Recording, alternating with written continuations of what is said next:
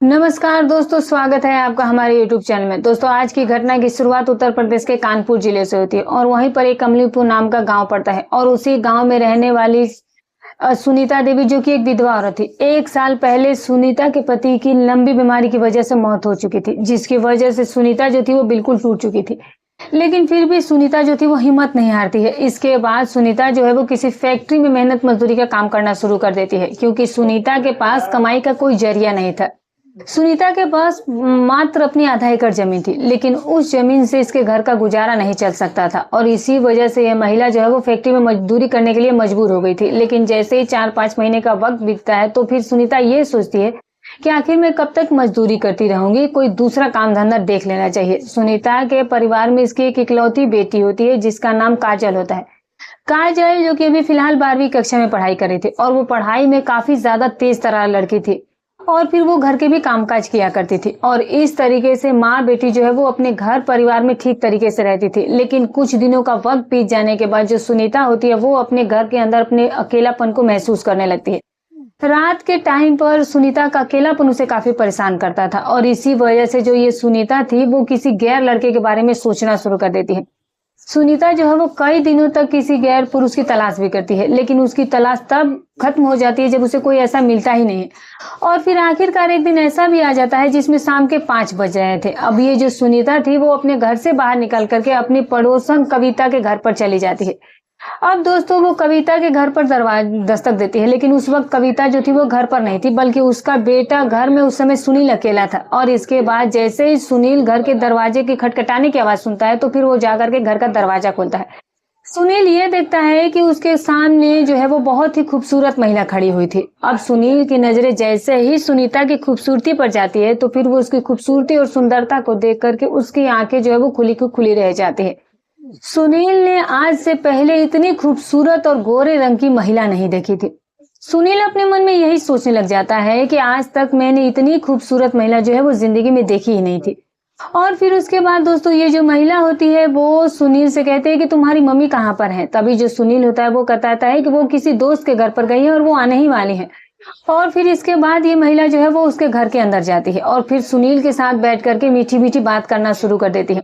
दोस्तों, सुनीता भी कुछ कम नहीं थी। इसका भी जो चरित्र था वो कुछ ठीक नहीं था। सुनीता जो है वो इस लड़के सुनील को देख करके अपने मन में यही सोचने लग जाती है कि ये लड़का भी काफी हैंडसम है, नौजवान है, तो क्यों ना इसके ही साथ कुछ वक्त बिता लिया जाए और अपने प्रेम जाल में इसे ही फंसाया जाए। जब ऐसी ऐसी बातें इस महिला के मन में चल रही होती है तभी दोस्तों क्या होता है कि जो ये सुनील की माँ कविता होती है वो भी घर पर आ जाती है और फिर दोनों ही दोस्त बैठ करके घर पर बातचीत करना शुरू कर देती हैं। अब उसकी महिला दोस्त भी आ गई थी।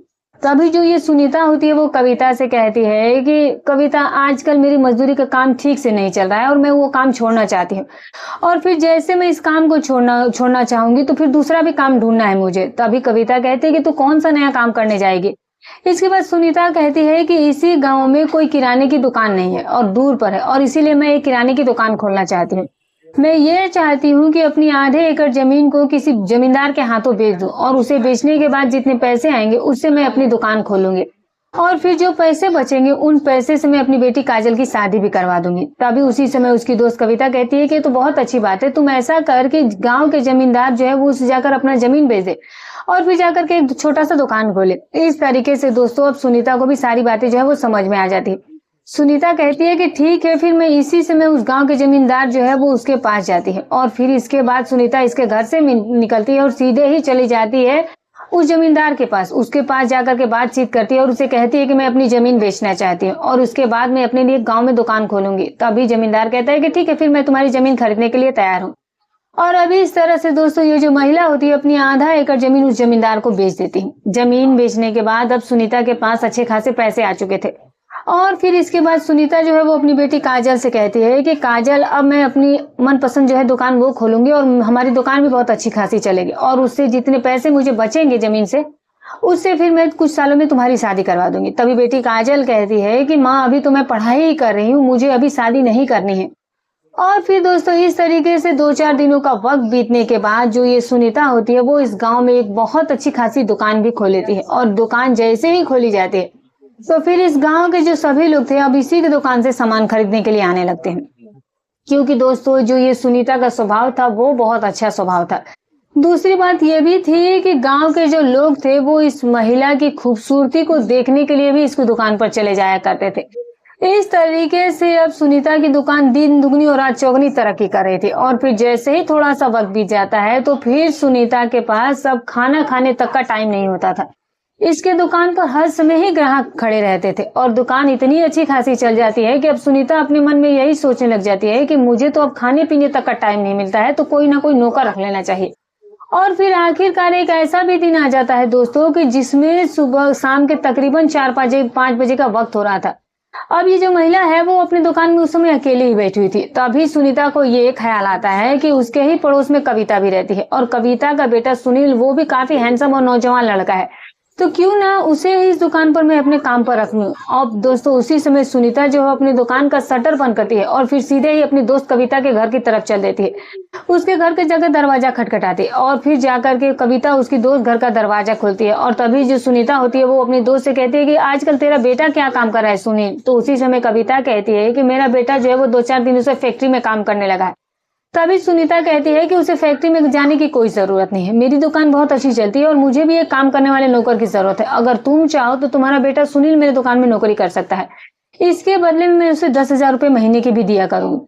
अब दोस्तों जाहिर सी बात है, जहां पर सुनील नौकरी करने जा रहा था वहां उसको बहुत मेहनत वाला काम मिला था कि उसे मजबूर होकर भी उस फैक्ट्री में पूरी दिन काम करना था। तो जब ये ऐसा ऑफर अपनी दोस्त कविता को देती है, कहती है कि मैं उसे 10,000 रुपए महीने के भी दिया करूंगी, तो फिर दोस्तों जो उसकी दोस्त होती है वो ये सुनकर बहुत खुश होती है। कहती है कि ठीक है, फिर जैसे ही बेटा घर पर आता है उसी समय मैं उसे तेरे दुकान पर भेज देती हूँ। अब इस तरह से 2-4 बात करने के बाद फिर सुनीता इस घर से बाहर निकल करके अपनी दुकान पर चली जाती है।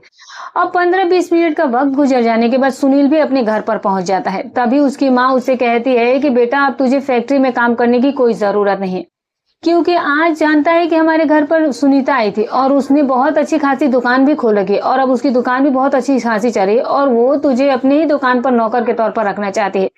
सुनील जैसे इस बात को सुनता है तो बहुत खुश हो जाता है। सुनील कहता है कि ठीक है, फिर मैं अभी उनके दुकान पर चला जाता हूँ। उसके बाद सुनील जो है वो उसी समय इस महिला के दुकान पर चला आता है। उस समय जो सुनीता थी वो अपनी दुकान पर अकेली ही बैठी थी और फिर जैसे ही सुनील की नजरें सुनीता की खूबसूरती पर पड़ती है दोस्तों, तो फिर उसकी खूबसूरती और सुंदरता को देख करके उसकी नीयत में कमी आ जाती है। अब सुनील अपने मन में यही सोच रहा था कि इस महिला को तो मैं जैसे तैसे करके हासिल कर ही लूंगा और वैसे भी अब तो मुझे ऐसे ही मौका मिला है।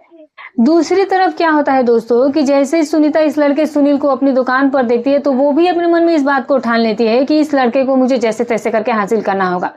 अब इस तरह से ये सुनील जो है वो इस महिला से कहता है कि अब मैं कल से ही आपकी दुकान पर काम करने शुरू कर देता हूँ। ये सुनकर सुनीता भी खुश हो जाती है और सुनील भी खुश हो जाता है और इस तरह से सुनील जो है वो उसके दुकान पर काम करना शुरू कर देता है। लगभग 20 दिनों का वक्त बीत जाता है और इतना वक्त बीत जाने के दौरान ये महिला जो थी वो इस लड़के सुनील की तरफ पूरी तरह आकर्षित हो चुकी थी।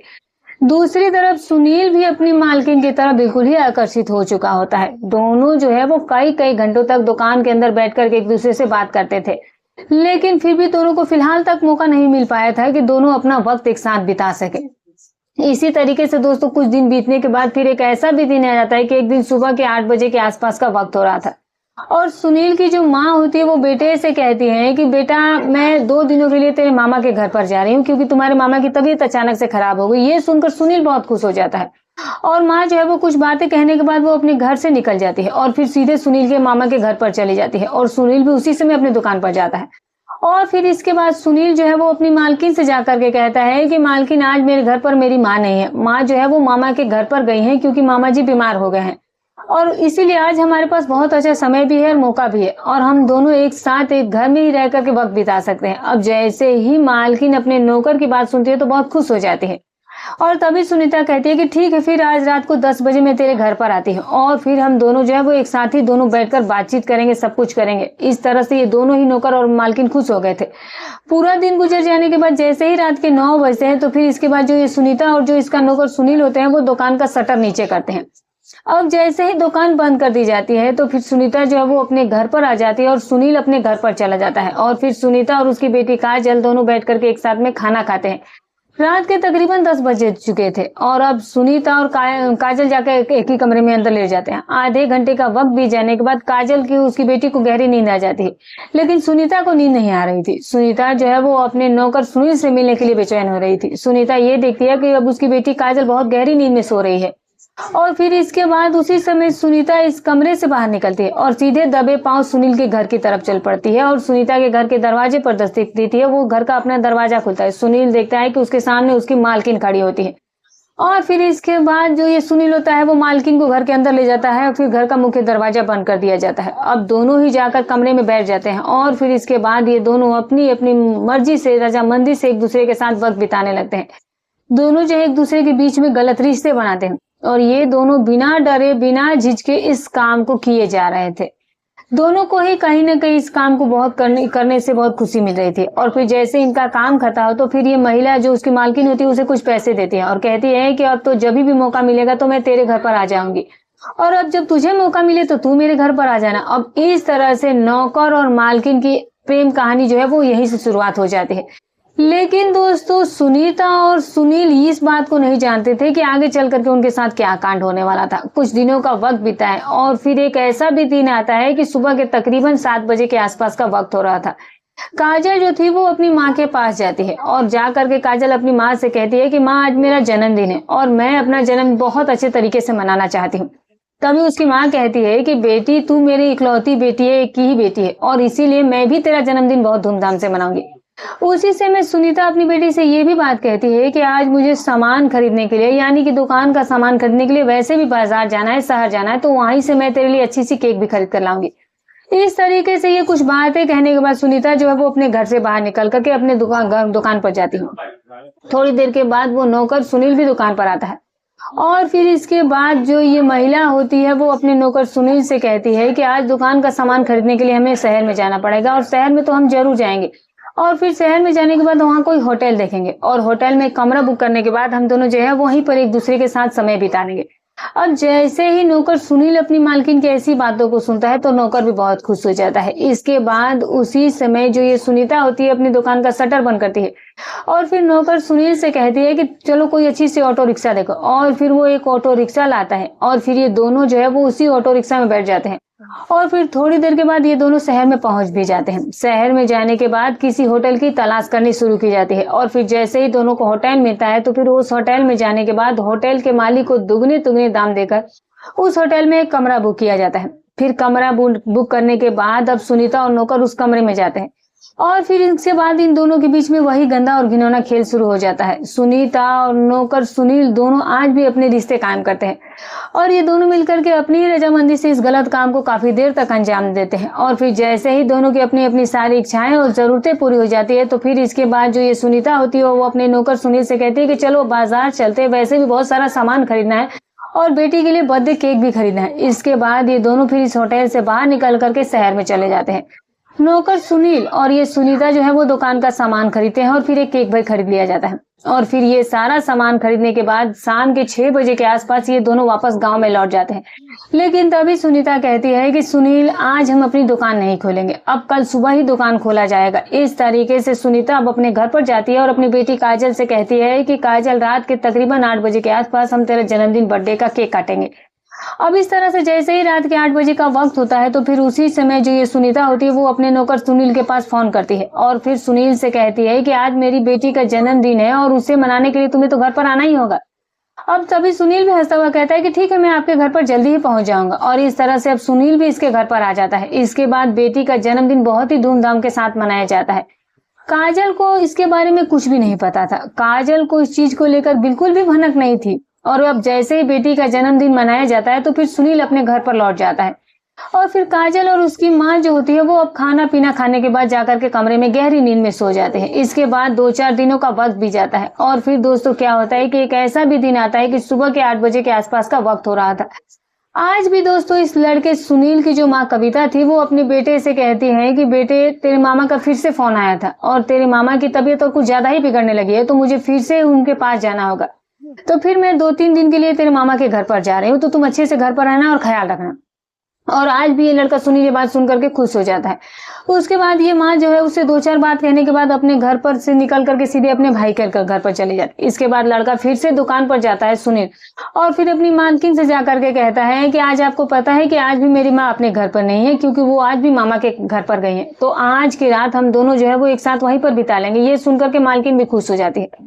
मालकिन कहती है कि ठीक है, फिर मैं तेरे घर पर आज रात के 10:30-11 बजे के आसपास पहुंचूंगी। इस तरह से मालकिन और नौकर पूरा दिन दुकान पर कामकाज करते हैं, और फिर जैसे ही रात के तकरीबन 9 बजते हैं तो फिर क्या होता है दोस्तों की जो ये सुनीता होती है अपनी दुकान का शटर बंद करती है, और इसके बाद ये सुनील अपने घर पर चला जाता है और मालकिन अपने घर पर चली जाती है।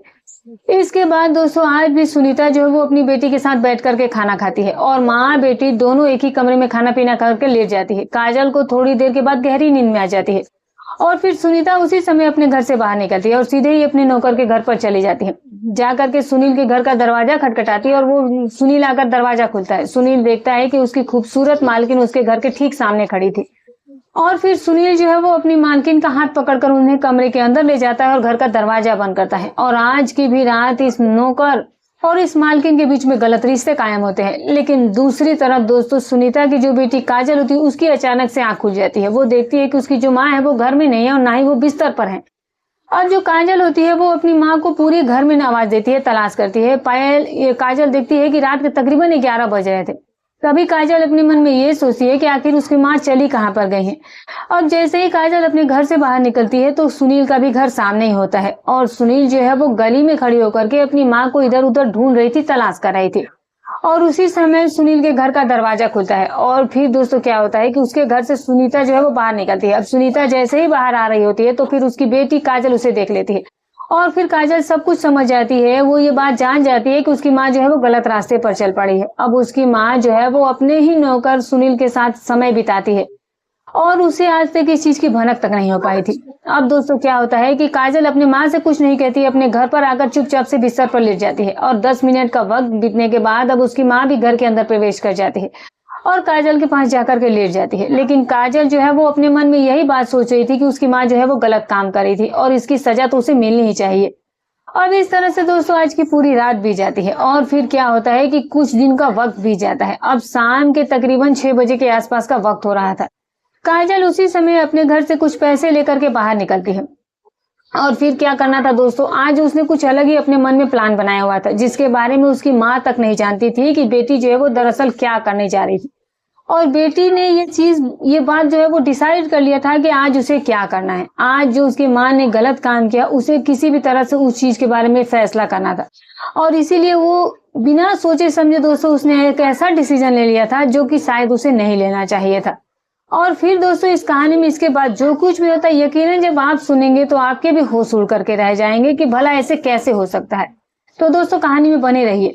अब क्या होता है दोस्तों कि जब माफ कीजिएगा, जब काजल अपने घर से निकलती है, और काजल जो है वो घर से कमरे से निकल जाती है।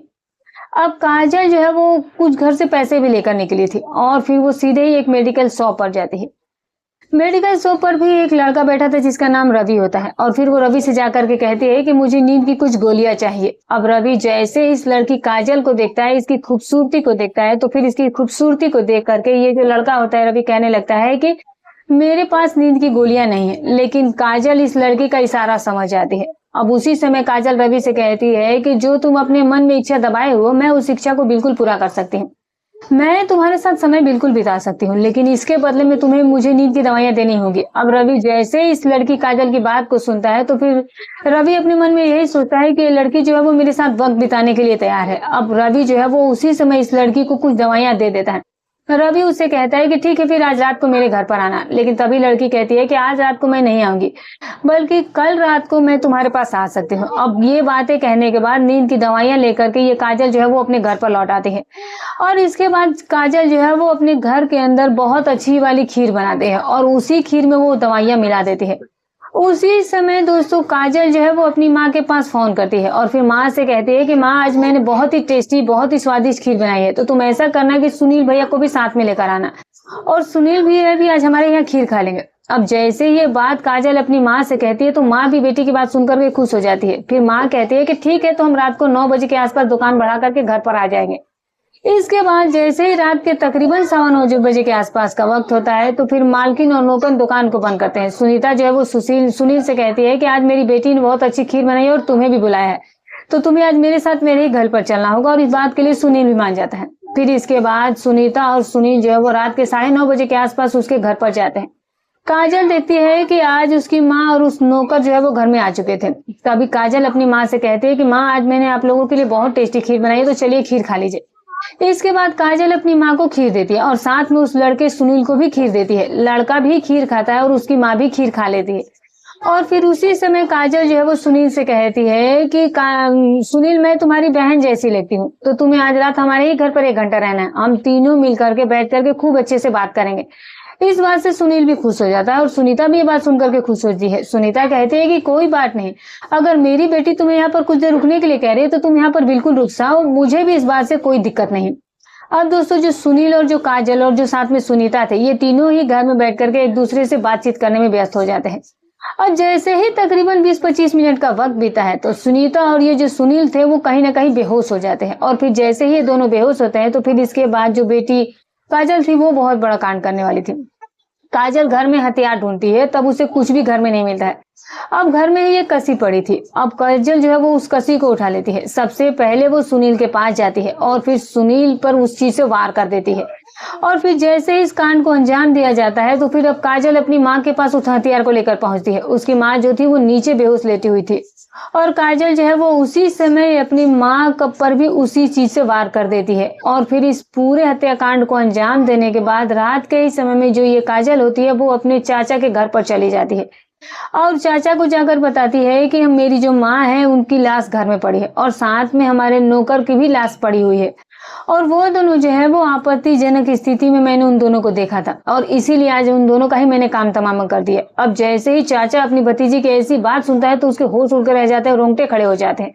और फिर तुरंत चाचा अपने मोबाइल फोन निकाल करके नजदीकी पुलिस स्टेशन में फोन करता है और फिर पुलिस को अपने घर पर बुला लेता है। आधे घंटे के अंदर अंदर पुलिस जो है वो घटना स्थल पर पहुंचती है और फिर पुलिस इसके बाद सुनीता और सुनील का शव जो है वो कब्जे में ले लेती है। और फिर लड़की काजल से पूछताछ की जाती है। काजल बताती है कि मेरी जो माँ है वो नौकर के ही साथ समय बिताया करती थी और बस इसी वजह से मैंने अपनी माँ के साथ ऐसा किया और साथ में उस नौकर का भी कर दिया है। और पुलिस जैसे इस लड़की की पूरी कहानी को सुनती है तो पुलिस के भी होश उड़ करके रह जाते हैं। पुलिस इसके बाद इस लड़की के खिलाफ चार्जशीट दायर कर लेती है। अब ये बात तो भविष्य के घर में छिपी है कि जज साहब उसे क्या सजा सुनाएंगे, लेकिन इस पूरे घटनाक्रम के दौरान काजल ने अपनी माँ और नौकर सुनील के साथ जो किया, क्या वो सही था या गलत था, कमेंट करके जरूर बताइएगा। तो दोस्तों, हमारी कहानी सुनाने का उद्देश्य किसी के भावनाओं को ठेस पहुंचाना नहीं, ना ही किसी के दिल को आहत करना है। बस केवल आपको सतर्क करना है, आपको जागरूक करना है। तो फिर मिलूंगी कल एक और नई घटनाक्रम के साथ। तब तक अपना और अपने परिवार का ख्याल रखें।